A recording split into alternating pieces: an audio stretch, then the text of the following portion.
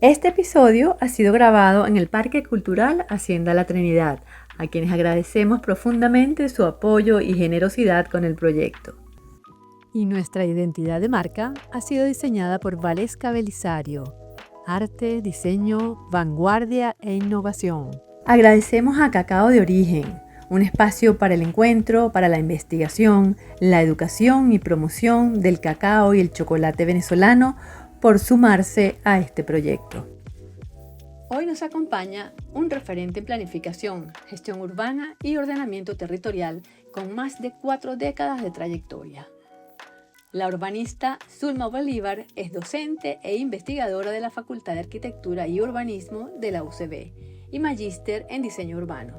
Ha sido consultora e impulsora de proyectos de gobernanza metropolitana, desarrollo sostenible y ciudades inteligentes en redes globales como el Lincoln Institute of Land Policy, la Unión Iberoamericana de Municipalistas, el CIDEU y la Alianza Smart Latam.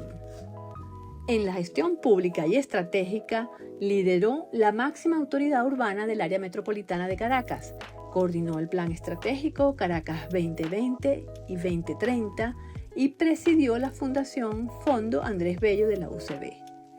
Actualmente está al frente del Instituto de Urbanismo de la FAU-UCB. Zulma es considerada una de las voces más activas en el debate sobre la crisis de infraestructura y la falta de institucionalidad en la planificación de nuestras ciudades. Conversaremos con ella de cómo enfrentar la reconstrucción de la franja costera del litoral central, de nuestra conexión con La Guaira y, por supuesto, de nuestra Caracas. Dice Zulma: estoy convencida que la ciudad es un hecho político y la gobernanza es la base de su gestión. Yo soy Inés Espinal y esto es un nuevo encuentro de Luz es lo que se ve. Bueno, quizás un poco complicado iniciar a grabar el día de hoy, complicado, ustedes entenderán por qué razones. Ya teníamos un mes y tanto sin venir a la hacienda, luego de los eventos sísmicos sucedidos, habíamos guardado la debida distancia. Confesamos que nos había costado mucho reiniciar a grabar. Estábamos guardando un espacio para el silencio, para pensar qué hacer y entender cómo reiniciar estas conversaciones. Así que agradecemos profundamente que nos estén acompañando el día de hoy, agradecemos profundamente de nuevo a la Hacienda, que es nuestro aliado y nuestro anfitrión, y a esta tremenda invitada que me acompaña el día de hoy, que es la urbanista Zulma Bolívar. Con ella vamos a conversar, obviamente, de todo lo que ha sucedido. Queremos hacer algunas reflexiones, conversar desde el área incluso sentimental y de nuestra conexión con La Guaira, de ese hilo invisible que nos une al estado La Guaira, y bueno, intentar pensar en un futuro posible para el estado, para todos, para el país, y quién más, quién pudiera ser sino Zulma, que nos acompaña el día de hoy. Bienvenidísima. Gracias, Inés, de verdad que para todos es un comienzo, es un momento de reflexión, de reconsideración, de recapacitación, sobre todo porque si queremos recuperar, tenemos mucho que aprender de las lecciones. Y aquí se unen temas de toda índole, porque vemos cómo efectivamente cumplir las normas afecta. Y eso es una de las cosas a las que es importante. Nos hemos venido acostumbrando a aquel eslogan de Euromar de como vaya viniendo, vamos viendo. Sí. Y no hay nada peor para una sociedad que no tener normas claras, de alguna manera formas que cumplir, respeto y responsabilidad. Yo creo que eso es algo que nos tiene que seguir por toda la vida. Y en La Guaira salieron pues a la luz pública todas las cosas que fuimos dejando de lado.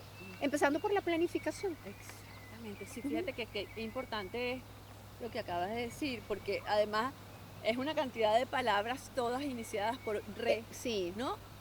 Reconstruir, renacer, resignificar, Ujú. reparar, restaurar. O sea, todas estas palabras que tienen esa raíz en común tienen que ver con lo que nos está Y pasando. surge la que está muy de moda, la La resiliencia. resiliencia, Exactamente. que al final, incluso es una palabrita que a mí termina como fastidiándome un Sí, poco, porque la usan demasiado.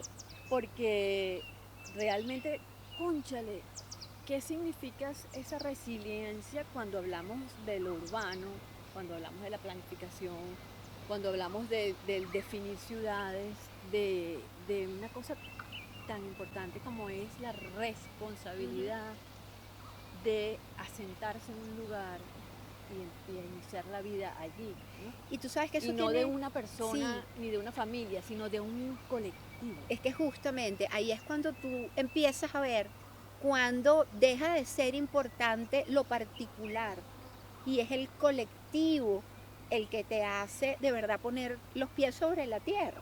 Y eso fue otra de las grandes cualidades que Mm, sacamos a mm, flote mm. los venezolanos, porque si algo hemos aprendido es a trabajar la resiliencia, porque aquí nos hemos acostumbrado con mucha gallardía a muchas cosas que no son normales, Mm, que no deberían formar parte de lo cotidiano. Pero yo siempre digo que aquí lo insólito se hace costumbre. O sea, no es posible que tú te acostumbres a vivir con agua una vez a la semana. sí, Dios mío, pero ¿qué es eso? O sea, si absolutamente. una de las condiciones para tú decir vivo en ciudad es que tienes todos los servicios Claro. públicos. O sea, por decirte nada más eso. O lo que están viviendo muchas zonas ahorita del interior del país, que son los apagones recurrentes. Ujú, O sea, eso tampoco es normal. mm. No lo podemos aceptar. Entonces no podemos confundir la resiliencia con el hábito, con la costumbre. Porque en este caso nos estaríamos mal acostumbrando. Yo Absolutamente. creo que si algo tenemos que pensar es que tenemos que ser responsables con nosotros mismos y con nuestro entorno y exigir. O sea, tenemos derechos y tenemos deberes. Vamos a ponerlos en práctica. No solo quejarnos, sino yo creo que hay que empezar otra vez a reclamar, Es que es así, lo justo. es así, es así. Ujú. Ahora, desde lo profesional y desde tu área de desarrollo, ¿cuán importante es esta experiencia que llevamos a cuesta en nuestro país y específicamente en nuestra ciudad? O sea, casi que hemos tenido desde 1641, creo que fue el, el terremoto que se llamó de San Bernabéu, y Ujú. después vino el de 12. 1812, después en 1960 y tanto, o Ujú. sea, casi que un terremoto por siglo, y volvemos a repetir la Los mismos historia. errores. O sea, ¿cuántas veces tenemos que pasar por allí? Y no solamente eso, cuán importante es que aprendamos a planificar nuestras Bueno, ciudades. fíjate que ahí, y en el caso de los eventos naturales, tenemos que aprender, y además está científicamente comprobado, que los eventos son cíclicos Ujú, y que nos dejan ujú, enseñanzas. ujú. Cada una de las recomendaciones que tanto desde el punto de vista de geología y sismología o al revés, desde el punto de vista de cualquier riesgo, porque en La Guaira se conjuga además el riesgo del suelo, Mm, el de las fallas sísmicas con el riesgo hidrológico por el deslave que ocasionan cuando ex- tenemos lluvias o por la cantidad de quebradas que nos bajan desde el Ávila y surcan, pues dividen cada una de las parroquias que hacen parte del estado La Guaira. Guay. Y aparte de eso, tenemos el mar, que de por sí es una maravilla, es una fortaleza tener la costa, pero también es una debilidad, porque el mar es un ecosistema muy frágil Mm. al cual tenemos que resguardar si lo queremos tener como un potencial Y a- respetar. y respetar. Entonces, fíjate, a lo largo de todos los años, hemos tenido varios estudios y muchísimos planes que han recomendado lo que se debe hacer. Lo que pasa es que aquí tenemos una brecha gigantesca entre el deber ser y la práctica. La teoría dice que cada municipio debe tener su propio plan de desarrollo urbano local. Y la teoría también dice que el Estado debe practicar la planificación como una política pública, que además debe ser permanente, continua e ininterrumpida. Indistintamente del legislador. Indistintamente, es una cuestión inherente al Estado. La persona que dirige en ese momento el Estado lo que tiene es que cumplir lo que está señalado en la Constitución y las leyes. Nosotros, mira, fuimos pioneros en Latinoamérica cuando en 1983 aprobamos la primera ley de ordenación del territorio. Y después en el 87 se aprobó la de ordenación urbanística. Y ambas leyes dicen que cada municipio, cada región y cada estado debe tener un plan que guíe su futuro, que te dé metas que cumplir y que los mandatarios deben tomar como un instrumento vinculante. Eso es lo importante. ¿Qué pasó en Vargas? En Vargas, en el 2009, se aprobó el plan de ordenación urbanística. ¿Quién lo conoce? Tú pregúntale. Pregunta qué parte de la alcaldía utiliza ese instrumento como guía para dar permisos, para aprobar nuevas urbanizaciones o nuevos desarrollos. Mira, hay veces que es como una irresponsabilidad tan grande creerse que porque tú tienes el poder en la mano, tus decisiones pueden ser oportunas o pertinentes en lo absoluto. Yo creo que quien tiene el poder tiene la responsabilidad de instruirse, capacitarse y sobre todo cumplir con las normas. Sobre todo formar equipos con los conocedores, o sea, con los técnicos, con los profesionales, porque es indudable que una persona es imposible que sepa de todas las áreas. Claro, ¿no? O sea, claro. usted le está solicitando a quien dirige, a quien nos dirige, que sepa de medicina, de educación, de urbanismo, de arquitectura, de todas las áreas de la cultura, pero tienes que rodearte de gente Claro. proba, de Por gente eso que se sepa. supone que cada uno de los ministerios que se ocupa de un área en específico, pues debería tener a cargo una persona formada en el área, mínimo. Ahora, o sea, vístolo así, sí, mirándolo de esta manera, ¿qué tan responsable también son los profesionales que presentaron proyectos? Porque eso ahí también Sí, a mí me da un señor. poquito de escozor, ¿no? Sí. Yo conversaba con una amiga arquitecto y le decía, oye, es que también esta cantidad de arquitectos que presentaron estos proyectos y que se construyeron, oye, también son responsables de cierta manera. Ella me decía, no, es responsable la ingeniería municipal que aprobó los proyectos. No, yo digo, no puede ser. no. O sea, Tú sabes ahí que hay parte y parte. Ese es un tema. Yo en estos días estaba escribiendo un artículo y me quedé pensando justamente en eso que estás diciendo, porque fíjate que ha habido como todo un movimiento hacia las estructuras, hacia ver dónde fue la falla, si fue culpa del suelo o si se tomaron las previsiones adecuadas, pero no hay mucha gente indagando en el proceso de responsabilidad civil y penal que tiene cada uno de los profesionales que intervino en ese proyecto. Porque tú lo acabas de decir, o sea, hay dos partes en cada proceso. El profesional que introduce el proyecto para permisarlo y el profesional que está del otro lado del escritorio revisando la norma. Entonces, ¿qué pasa? Hay una duplicidad que responsablemente cada ciudadano debería cumplir con su rol. Fíjate que la ley dice y le da toda la responsabilidad al profesional que introduce, al proyectista. ¿Sí? La ley, sí señor, la ley dice expresamente que tú para solicitar un inicio de obra, tú puedes presentar tu proyecto y en ese proyecto, ¿quiénes lo firman? Pues el arquitecto responsable y los ingenieros de área, el de mecánica, el de electricidad, el sanitario, el de estructura, cada quien firma su parte del proyecto. y tú introduces, y es competencia de la ingeniería municipal, revisar que lo que tú introduciste efectivamente cumple las normas. Pero después no solo eso, viene todo un proceso de inspección, que es casi lo más importante. Porque el proyecto puede decir misa, pero tú tienes que ver en sitio, en obra, cuando se estaba vaciando las columnas y cuando se estaba vaciando la losa de piso, si efectivamente tenía las cantidades de cabillas que dijo o la cantidad de concreto con las mediciones. O sea, eso, la revisión y la inspección es un proceso que está aunado a la permisología. No es solo presentar un conjunto de planos, ¿no? Y efectivamente la ley y el Colegio de Ingenieros lo sabe. Hay una responsabilidad penal y civil de cada profesional que varían los años dependiendo del objeto de la averiguación, pero que para eso está la ingeniería forense.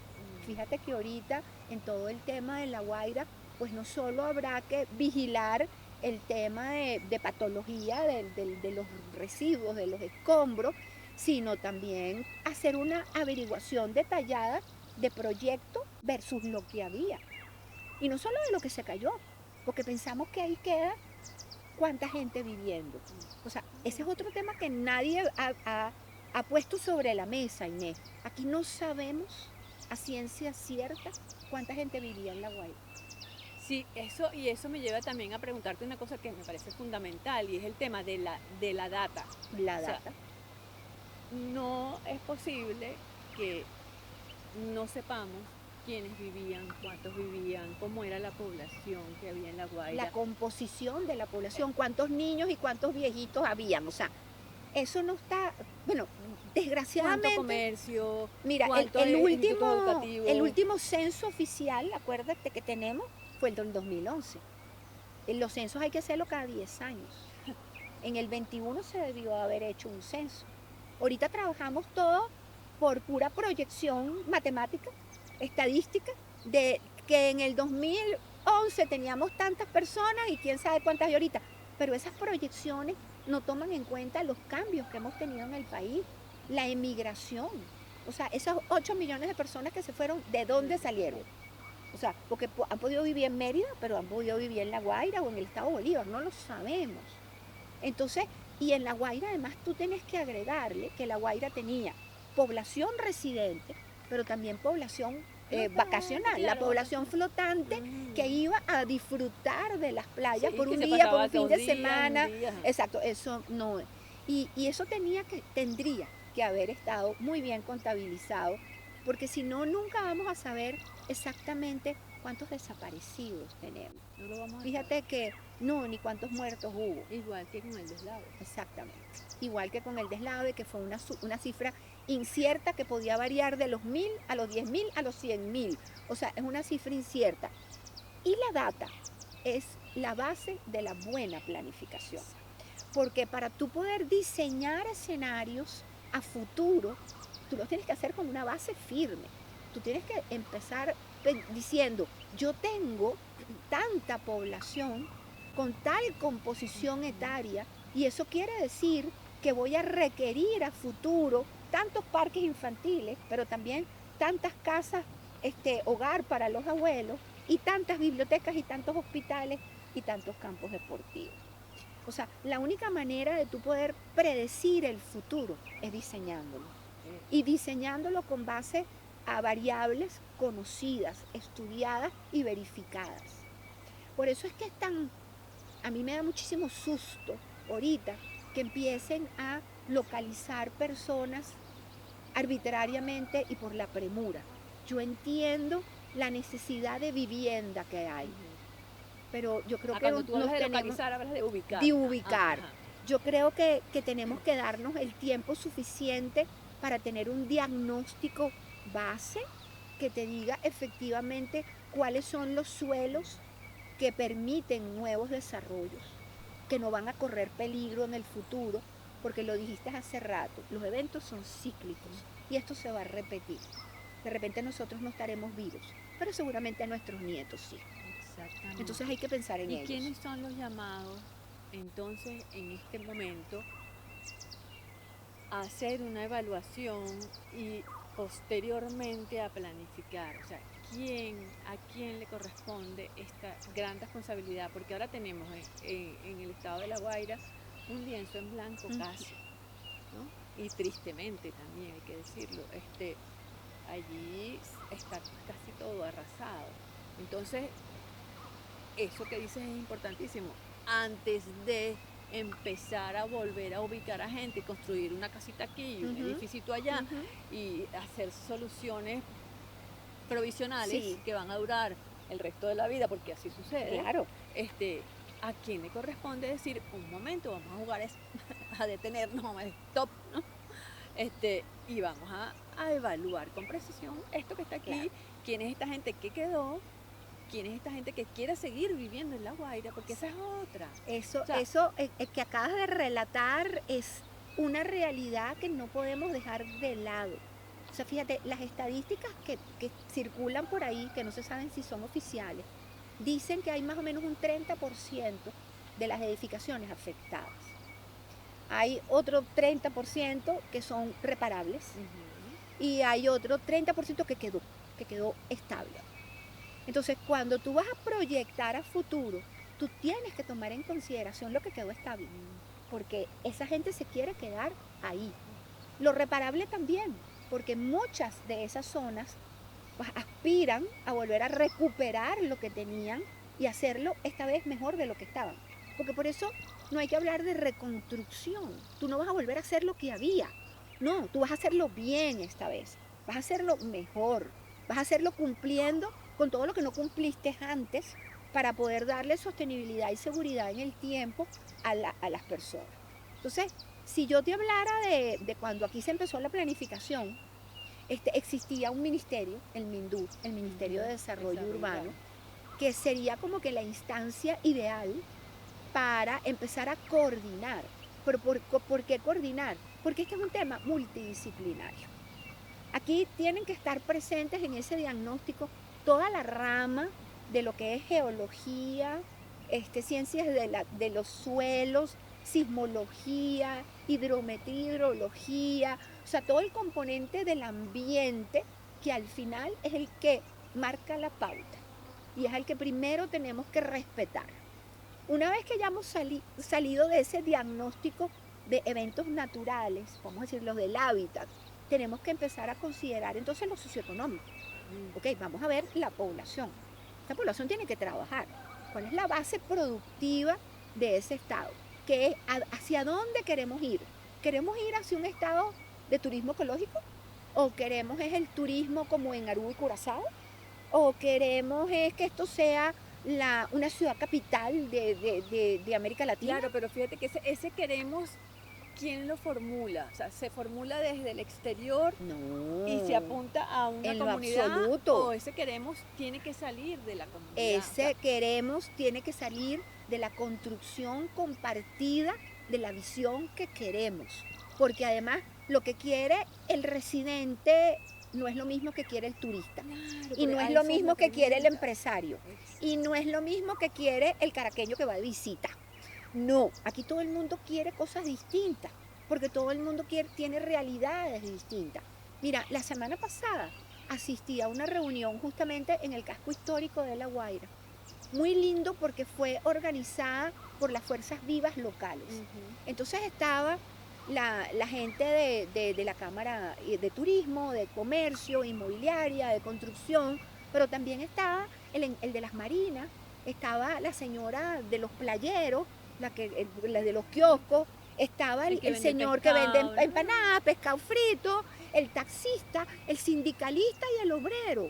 Y cada uno tenía una visión. Pero lo que sí tenían muy claro era que ellos se querían quedar en La Guaira. Entonces por ahí vamos a empezar. Hay mucha gente por ahí tú sabes que hay opinadores de oficio diciendo que ahí ya no se puede construir nada. Pero ¿y usted quién le dijo eso, señor? Sí, fíjate que, por ejemplo, todo lo que está construido cerca de la montaña tuvo poca afectación. Tuvo ninguna afectación. Mira, yo estuve en el casco histórico, que está justamente en la falda de la montaña. Ni la casa guipuzcoana, ni todo su entorno sufrieron ni una grietica y una pinturita y un poquito más.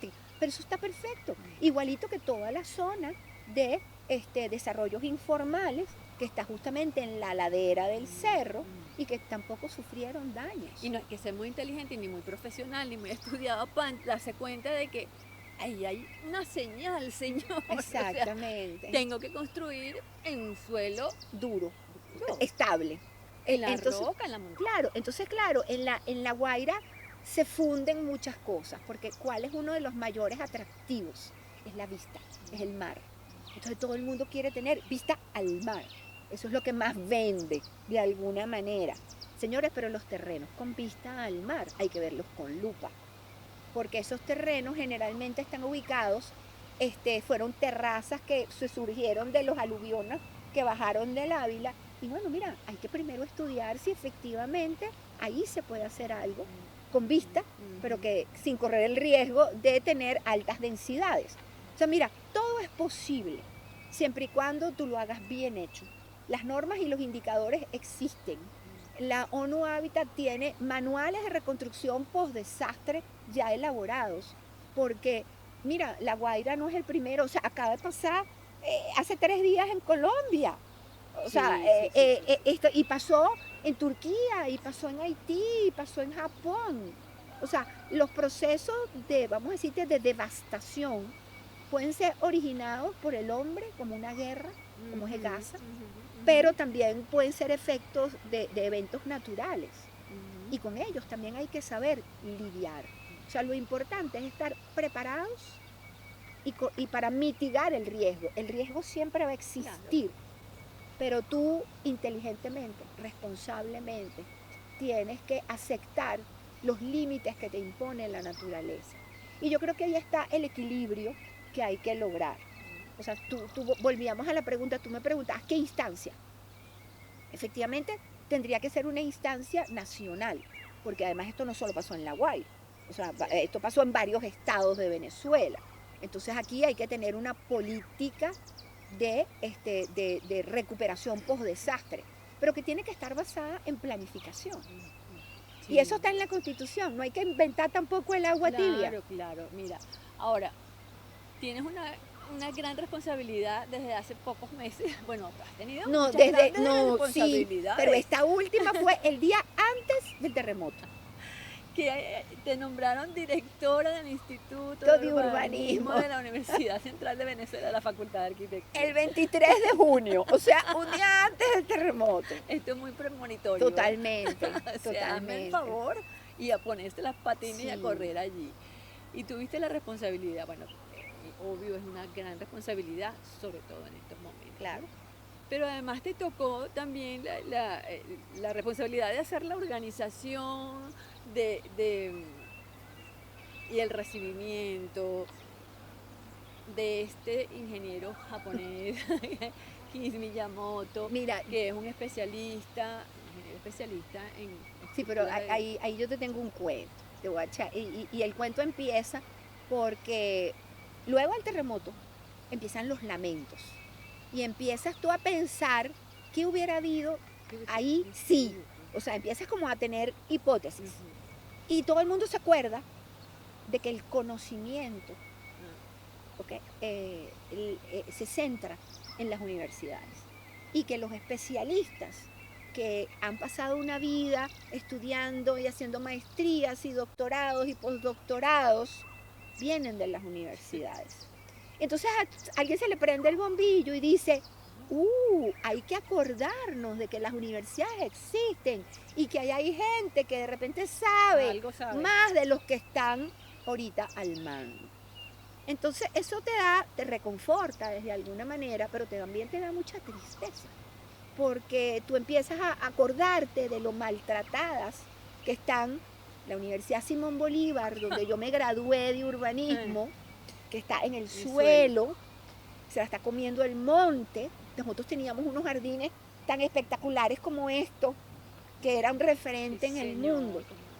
Pero, y también me acuerdo de que la Universidad Central de Venezuela no ha recibido sino el 2% del presupuesto que solicita como universidad pública desde hace más de 15 años. Entonces nuestra Universidad Central de Venezuela, que tiene 300 años cumplidos, referente mundial, está también en el suelo. Y los investigadores y los profesores y todos los que saben lo hacen por pura pasión y compromiso, porque sabemos que lo que reciben como remuneración no alcanza ni para pagar el estacionamiento.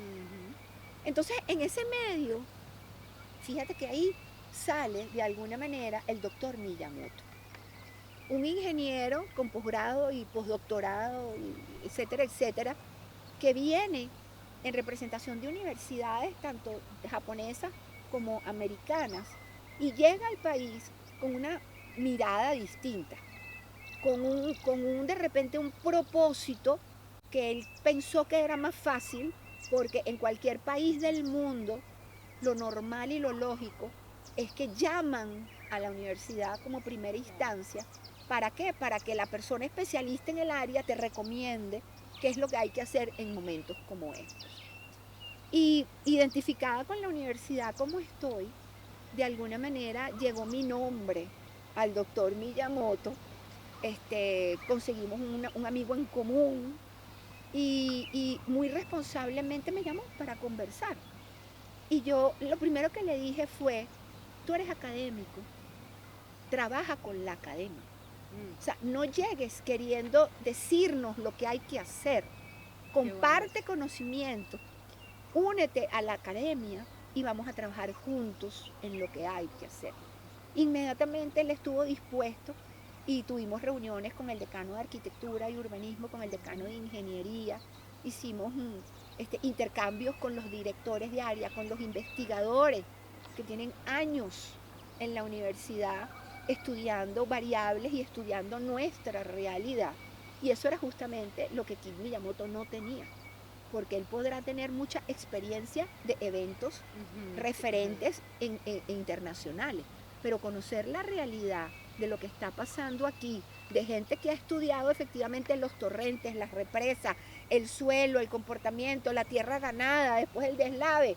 Imagínate. O sea, él llegó sin tener idea del panorama que se Él sencillamente llegó a Venezuela porque hubo un terremoto y él ha dedicado su vida a trasladarse a zonas de emergencia, post-desastre, para tratar de ayudar. O sea, este señor se iría desbordado. No, es que no se ha ido. Nada, pero ¿no? tú sabes, lo más lindo de esto es que estando en la universidad y compartiendo con profesores e investigadores, él nos dice, mi hijo estudia en la Universidad de Arizona, en Estados Unidos, y él él preside una organización en la Universidad de Arizona que se llama Ingenieros Sin Fronteras. Y yo quiero compartir eso con ustedes. Mi hijo viene la semana que viene y yo lo quiero traer para que comparta con estudiantes de aquí de la central. Y efectivamente lo hicimos y le solicitamos que además incluyera a los arquitectos sin fronteras, porque no nos íbamos a quedar con los ingenieros nada más. Y creo que tenemos un programa muy lindo por desarrollar, que ya tiene una semilla, que es haber puesto a la disposición de profesores y líderes estudiantiles la posibilidad de ingresar a este tipo de organizaciones como intercambios. Son intercambios, pasantías, donde trabajos prácticos inclusive, donde tú puedes aprender en el campo.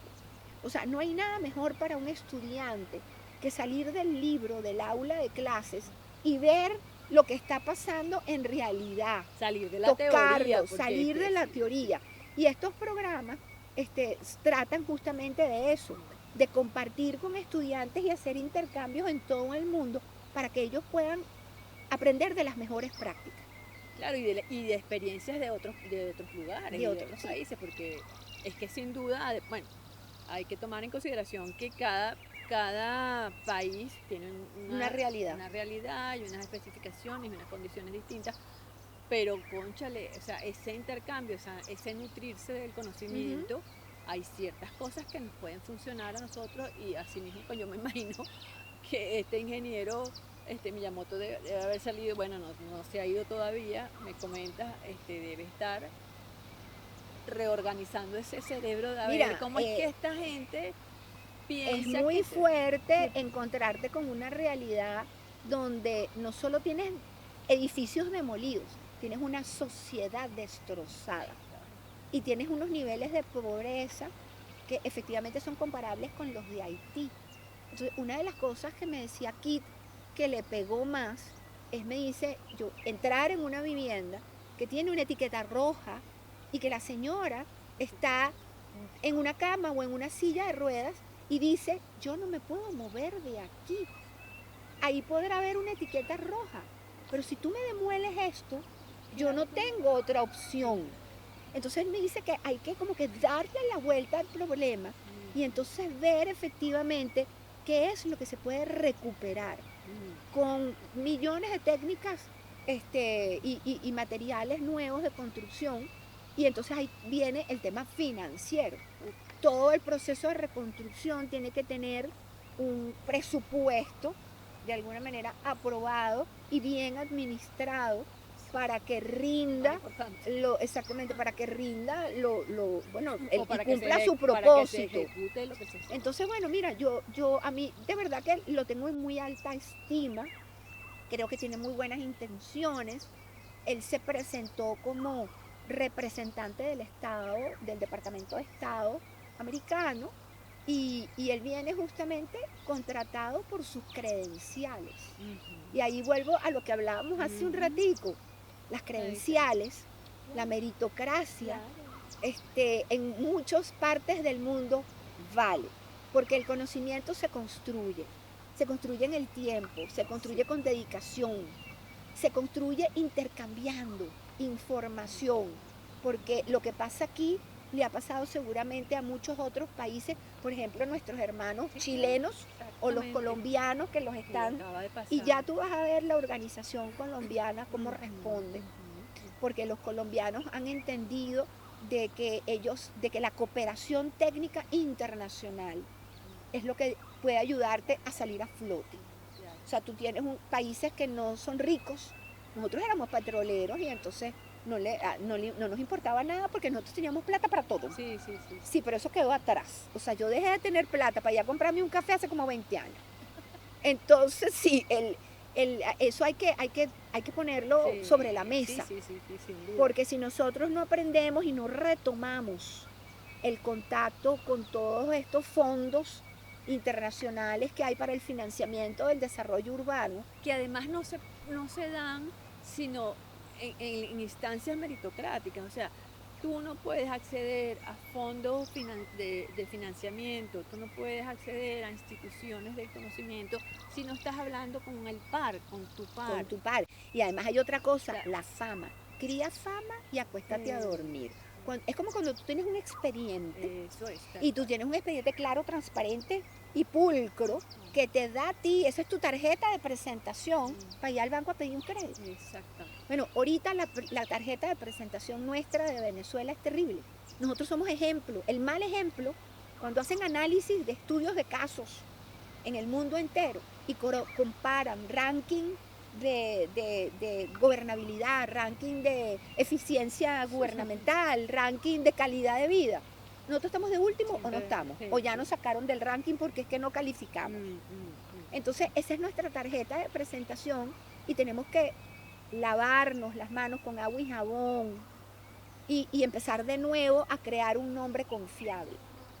Que además, que hay una cosa que yo necesito decir, somos la mayoría. O sea, este país está lleno de gente confiable, de gente profesional, de gente que se ha preparado para ejercer su profesión, de gente que sigue investigando, a pesar de tener universidades tan maltratadas, siguen allí en pie dándolo y siguen formando profesionales de alta valía. Entonces,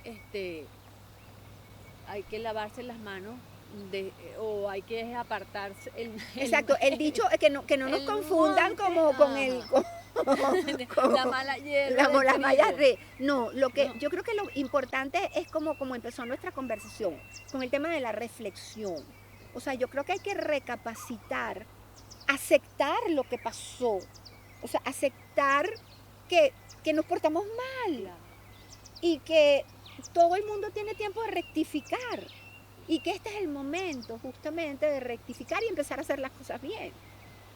hay una cosa que te quiero preguntar y a ver si es que, bueno, que es muy complejo y pudiéramos estar hablando aquí Toda toda la la vida. mañana fácilmente, porque claro, hay muchas cosas que, bueno, que nos involucran, además que nos Ujú. tocan y que aunque esto haya sucedido en La Guaira, para los caraqueños La Guaira es un apéndice de nuestra ciudad. Es que acuérdate que era parte, o O sea, sea, era parte, el municipio Vargas, acuérdate que era eh, parte del Distrito Federal.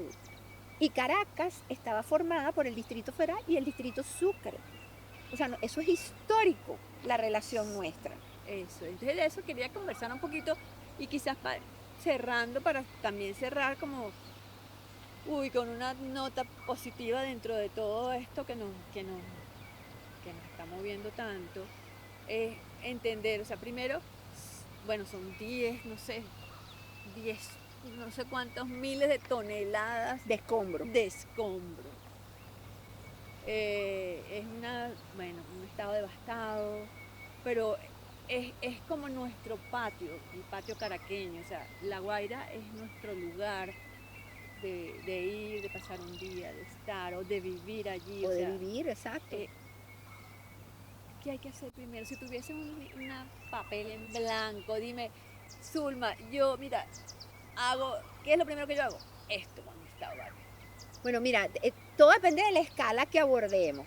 Si queremos es solucionar el problema inmediato que tenemos, que es la recuperación de un estado devastado, tú puedes empezar por este, tratar de entender cómo funciona ese estado. Fíjate que lo primero es que el estado es una franja larga y Sí, sí. angosta que tiene 11 parroquias. Y las 11 son súper distintas.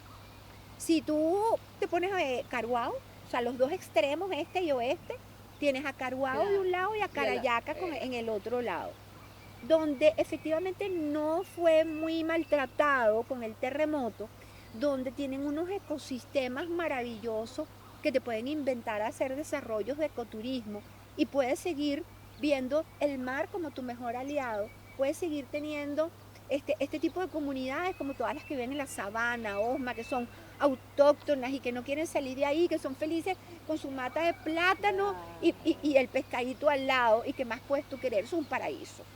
Entonces eso vamos a reconocerlo y vamos a tratar de empujarlo si necesitan algo. Tal vez necesitan agua y electricidad o mejores vialidades, por decirte algo, pero eso son pequeñas actuaciones. Pero entonces vamos descartando. Después tienes a la parroquia El Junco, que está al lado del Junquito. Ujú. Entonces tú dices, bueno, mira, ¿esto qué tiene que ver como que con Vargas? Vamos a reconocer de repente, y de repente lo plegamos es hacia el lado del Junquito y la colonia Tovar y dejamos que se desarrolle de aquella forma. Entonces hay un tema de gobernanza institucional y territorial que también hay que tomar en cuenta. Y después nos queda como el sector central del Estado.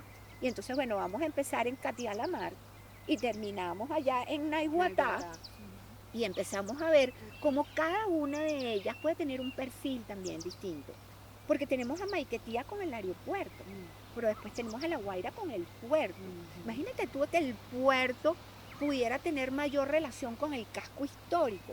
Y entonces empezamos a ver ese factor turístico, cultural, que te da justamente la posibilidad de dar muchos trabajos a los locales, de recuperar tu patrimonio histórico, de jugar con la montaña y el mar y la posibilidad de recibir otros turistas que no Es sean los así, caraqueños. es así. Y entonces te abres al puerto y el puerto lo ves no solo como carga, sino como un puerto turístico. Ujú, ujú, ¿Y por qué no? ujú. Entonces fíjate que son cada una de estas parroquias, hay que mirarla de cerca.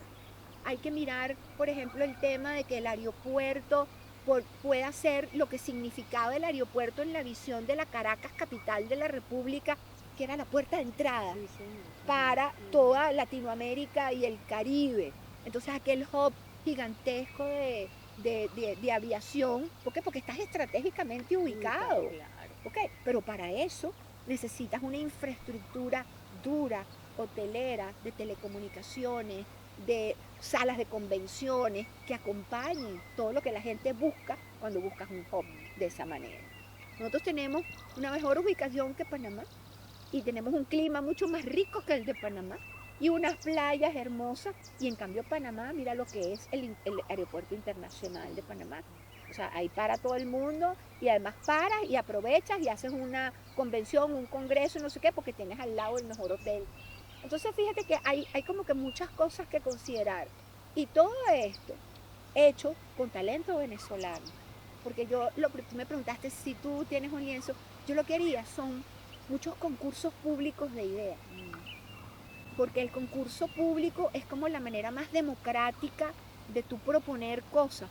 Porque tú llamas a los mejores profesionales, Claro, y poner a la gente a al pensar. mejor talento para que piense, pero además piense acompañado del sentimiento y de las raíces locales.